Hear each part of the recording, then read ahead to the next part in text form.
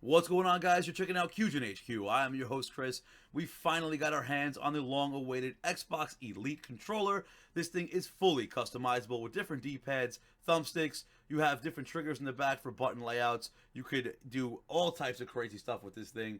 I mean, it's supposed to improve your gameplay. You virtually never have to take your thumbs off of the sticks, which is awesome. Hopefully it was worth the wait. We're about to find out. Let's get into it.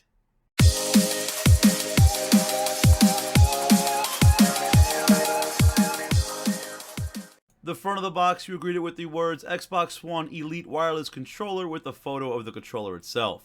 Side of the box just goes into detail about what's inside, the extra thumbsticks, interchangeable D-pads, paddles, as well as a carry case.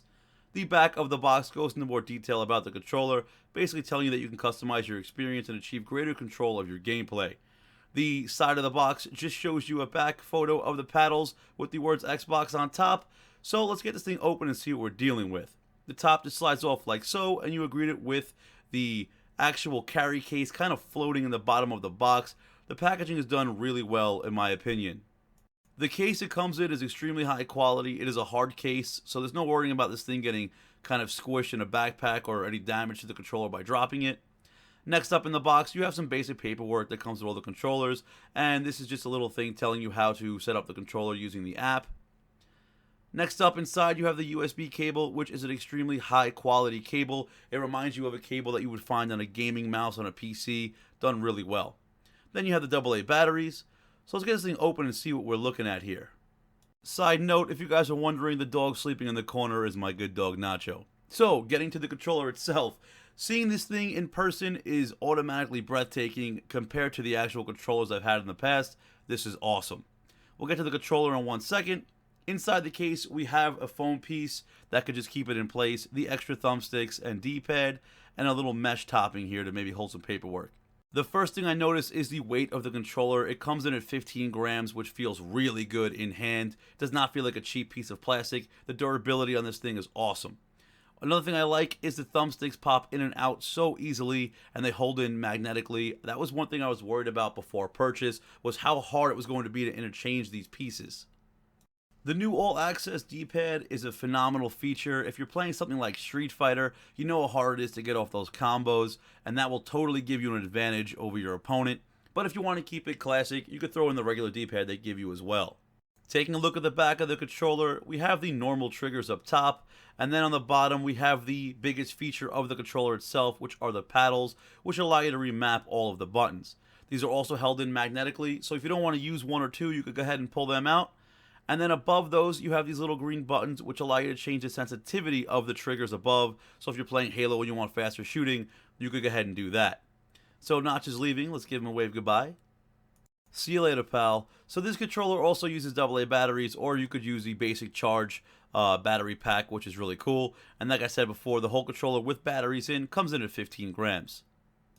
Here's a close-up of the thumbsticks that come inside. Obviously, they come in pairs of two. I'm just showing them individually. So then you have the stock one to the left with the grip, the medium without grip, and the taller one with grip is my favorite for the left-hand thumbstick.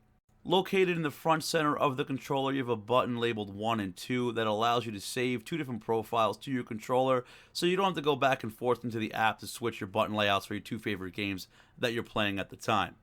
Like I stated earlier, my biggest concern before purchasing the controller was how well these extra components are going to fit in, and you can see exactly how Xbox answered that. Everything fits in so fluidly.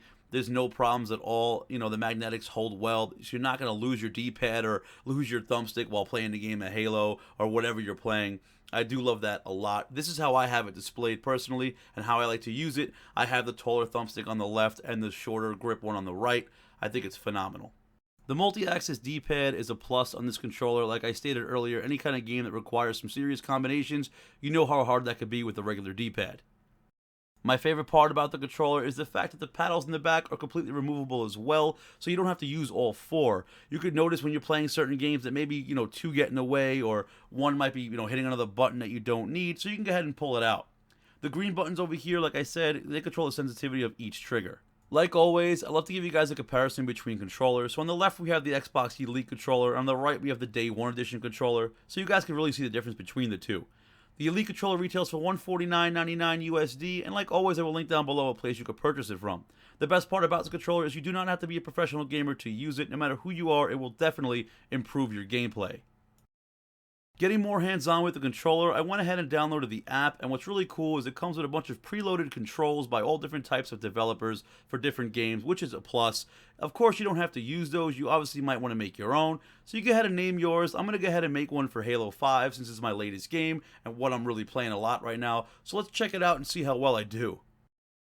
Like I said before, I like the larger thumbstick on the left and the shorter on the right. I went ahead and made the right paddle weapon switch since Y is further from the D-pad, and I made the sensitivity on the hair trigger extremely sensitive for faster gunfire. In the beginning, I found myself hitting some of the other paddles, which was causing a problem, so I went ahead and removed them, and I'm just going to play with the one for now until obviously I get better. Anything in life, you guys know practice makes perfect, so you're not going to become a pro gamer overnight, but obviously this definitely will improve gameplay. So there we have the Xbox Elite controller. Definitely let me know down below in the comments if any of you guys are picking this up or plan on picking it up.